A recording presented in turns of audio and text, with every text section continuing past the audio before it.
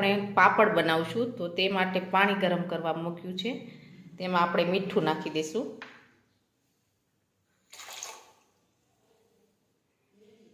હવે આપણે તેને ખૂબ જ ઉકાળશું. આપણું પાણી છે તે ઉકળી ગયું છે. હવે આપણે તેમાં પાપડનો ખારો નાખી દઈશું. થોડી વાર હજી પણ ઉકળવા દેવાનું છે. હવે આપણે લોટ છે તે સાળી લીધો છે. તેમાં 1 બાઉલ ઘઉંનો લોટ ઝીણો અને 2 બાઉલ ચોખાનો લોટ ઝીણો. હવે આપણું પાણી એકદમ સરસ ઉકળી ગયું છે. હવે આપણે તેમાં લોટ તૈયાર કર્યો છે તે નાખી દઈશું.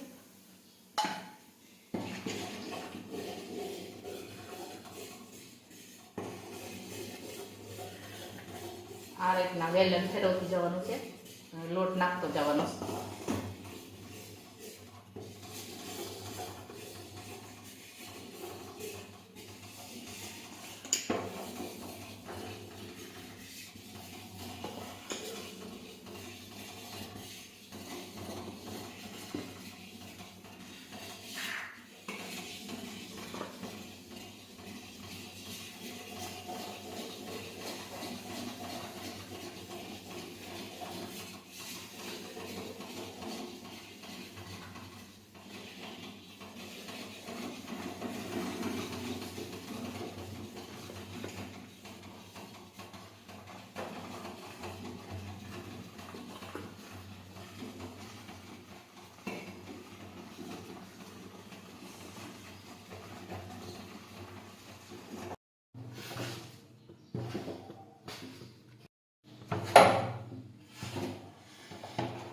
હવે આપણી ખીસી છે એકદમ સરસ તૈયાર થવા આવી છે. થોડીક વાર થઈ જશે તૈયાર. હવે આપણી ખીસી છે એકદમ સરસ બનીને તૈયાર થઈ ગઈ છે. તમે જોઈ શકો છો. હવે આપણે ગેસ બંધ કરી લઈશું. હવે આપણે ખીસી છે તેને મસળી લઈશું. પહેલા તેલ નાખીશું.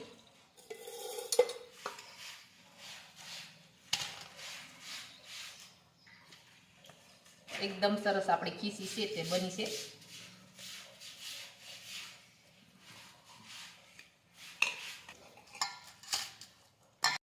હવે આપણી ખીસી છે તે મસળાઈ ગઈ છે. એકદમ સરસ સારી થઈ છે. હવે આપણે પાપડ છે તે વણી લેશું. આ રીતના આમ પેલા લોવું વાળ લેશું. થોડું તેલ લગાવીશું.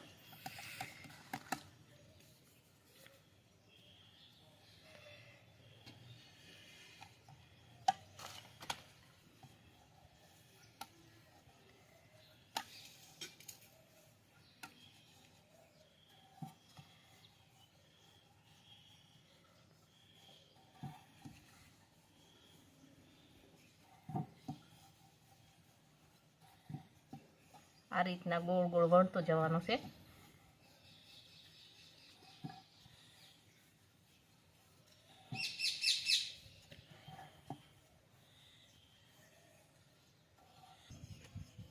હવે આપણો પાપડ છે એ એકદમ સરસ વણાઈ ગયો છે. હવે તેને આપણે આ રીતના ઉઠલાઈ લેવાનું છે. આવી રીતના આપણે બધા પાપડ છે તે વણીને સૂકવી લેશું.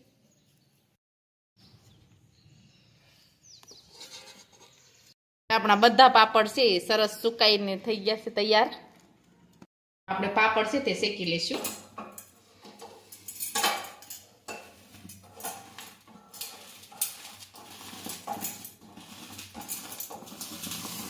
એકદમ સરસ ફૂલી રહી છે. એકદમ સરસ આપણા પાપડ છે તે શેકાઈ ગયા છે ને એકદમ સરસ ફૂલ્યા છે. તમે જોઈ શકો છો. અને અમારો આ વિડીયો ગમે તો અમારી જેકે કુકીઝ એન્ડ હેન્ડવર્ક ચેનલને લાઈક કરો, શેર કરો અને સબસ્ક્રાઈબ કરો.